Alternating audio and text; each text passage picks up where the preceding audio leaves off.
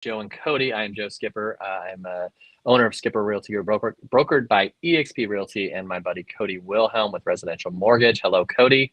Hey guys, how you doing, Joe? Hey, good, good. It's been a day. It's been a flustered Yeah. day. As we're getting close to that podcast, and as we're doing different technological stuff with the mics and the audio and the visual and all that stuff. It takes a little bit of learning curve. So this morning, Mm-hmm. getting ready for this, I was a little bit of a disaster trying to get ready for our live stream, but also get Yeah. ready for the podcast that we're going to start doing. So, You but it's know, working, and so we'll it's learn amazing as how we many things go. go into it. Yeah, yeah, for sure. It's just a lot of to make it good is a lot of technology and a lot of little pieces and parts that it's learning. But today Yeah. I thought like I was on track to like, hey, we're gonna make this perfect. We're gonna get all of it set up. It's gonna go so smoothly. And as Yeah. always, it never does. So No. No. yeah, Why should but it? here we are on. So I just we wanted to talk about a couple things. I wanted to talk about a couple things that buyers, especially going into the new year, have been asking.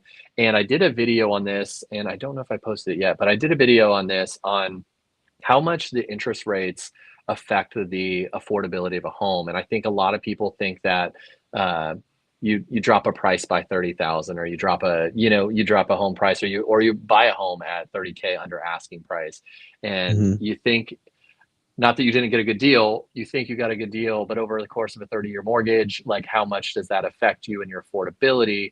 And you probably see this on your own, is how often people think of price only. Hmm. And so they're like, hey, I looked on Zillow, I can afford a $500,000 house.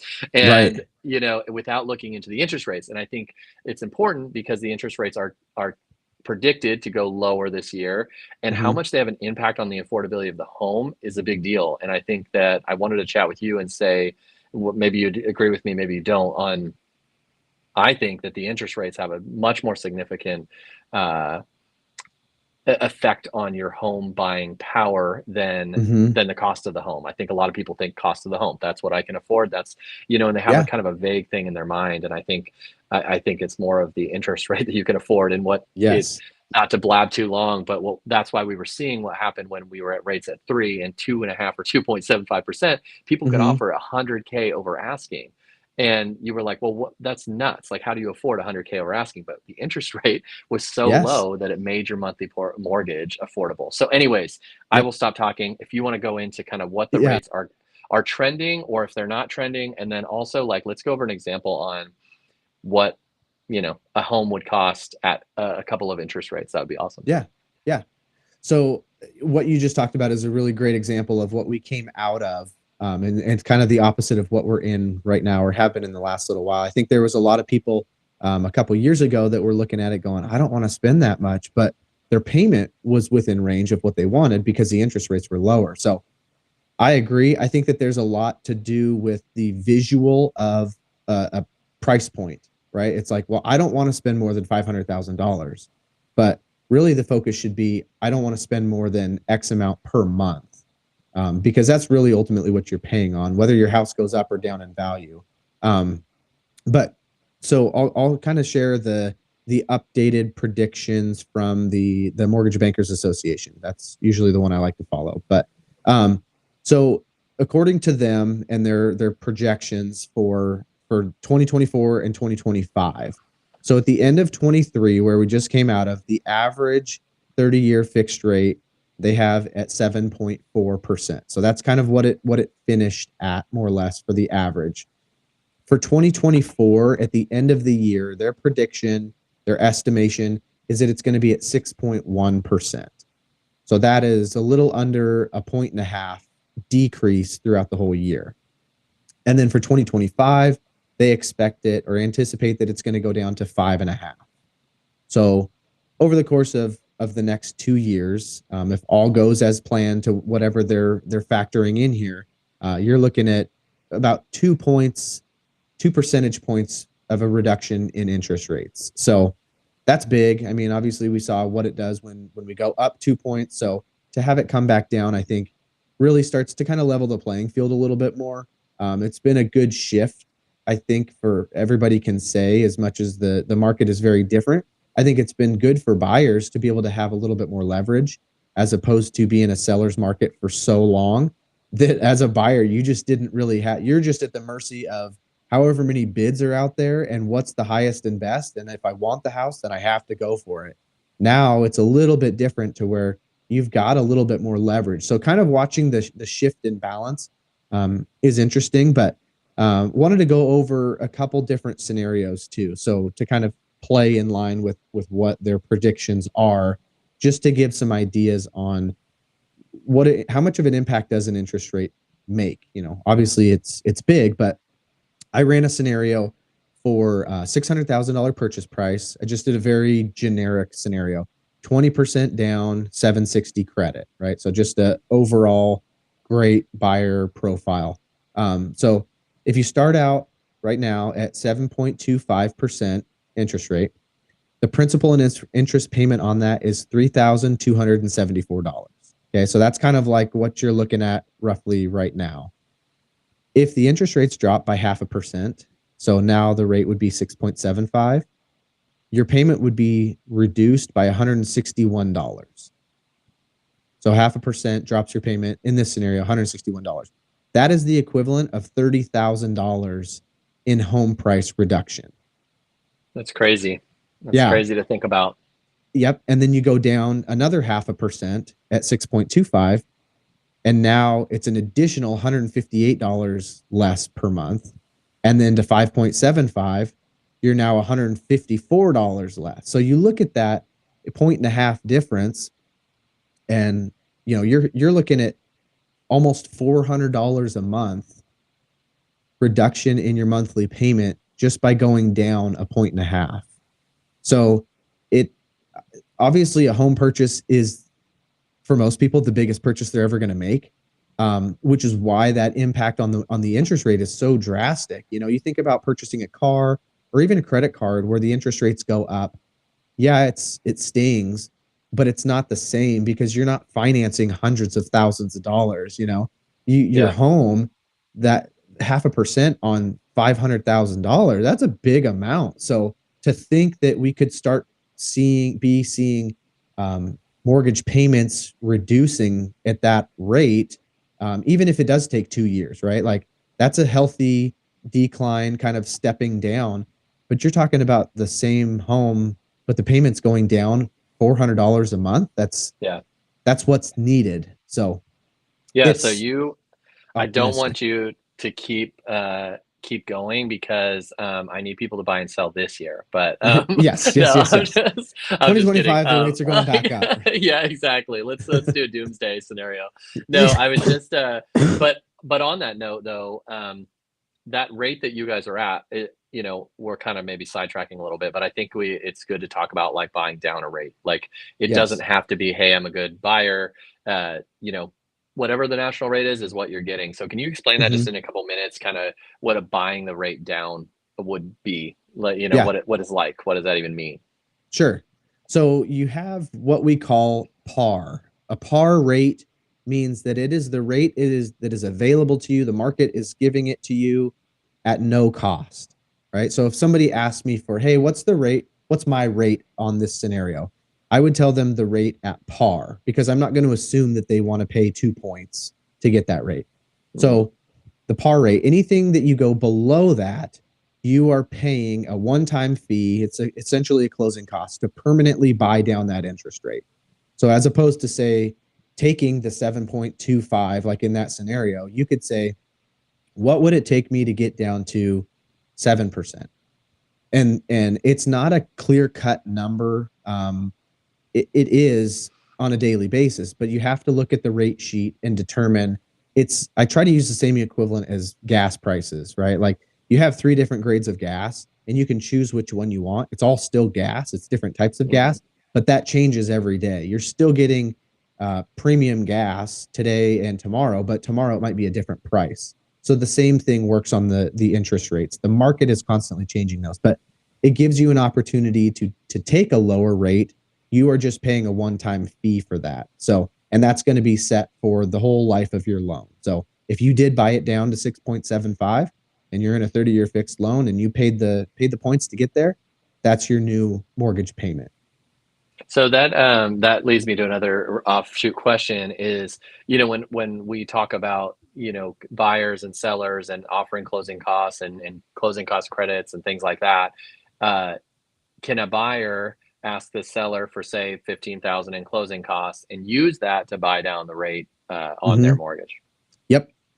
Yep, they absolutely can. They can use that because pay it's considered paying points, discount points is what they're labeled as in the disclosures.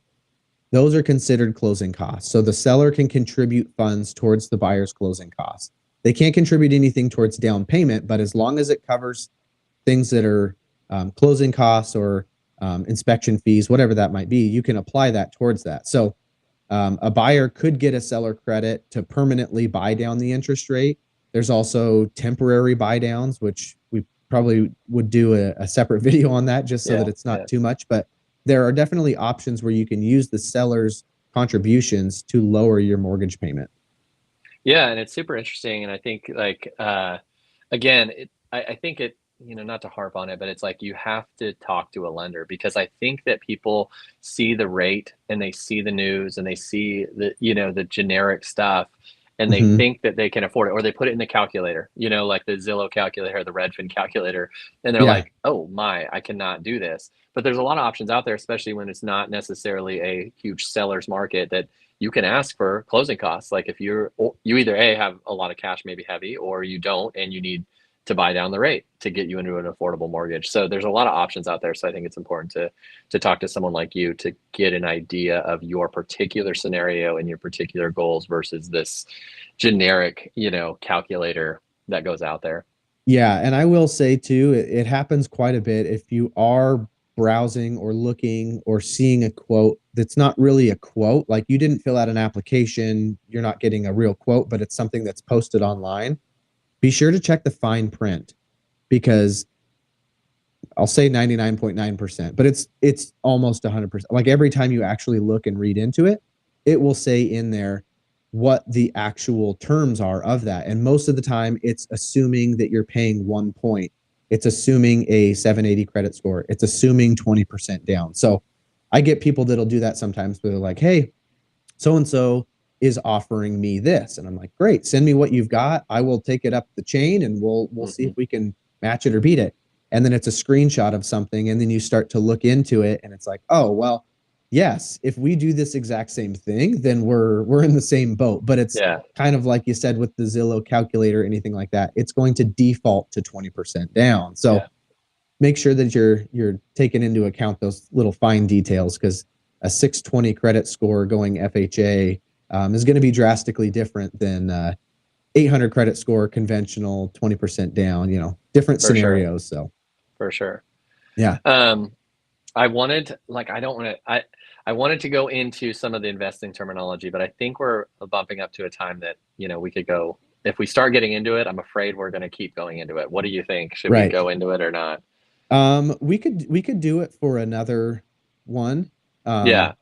Unless you want to just do a quick little jump into it, but I think we could probably do a full separate one for investment property, Yeah. kind of FAQs and do's and don'ts. Yeah, I think so, because I think that, what I'm seeing is a lot more investors come in because the rates are starting to meet what the sellers, either getting closer and closer to the seller's current rate. So we're starting to see market, kind of the sellers like, okay, it's not the greatest rate, but it's getting close to what I have. So you're starting to see, more and more people say, okay, with the rates coming down, maybe getting a second property, or maybe getting, a short-term rental, or whatever it may Mm-hmm. be. So I'm getting a lot of questions on those basics of the cap rates and those sort of definitions of how do you even determine what a good investment is, like, how do I Sure. determine what money I'm going to get. So maybe we do that maybe next week or something. But Yeah.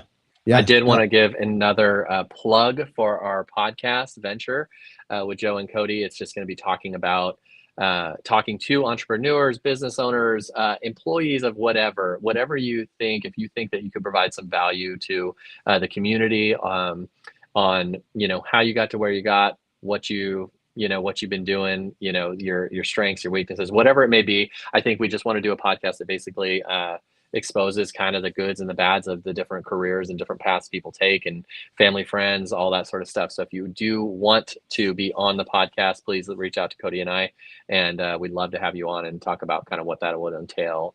Even if you don't think that you're cool enough or big enough to be on a podcast.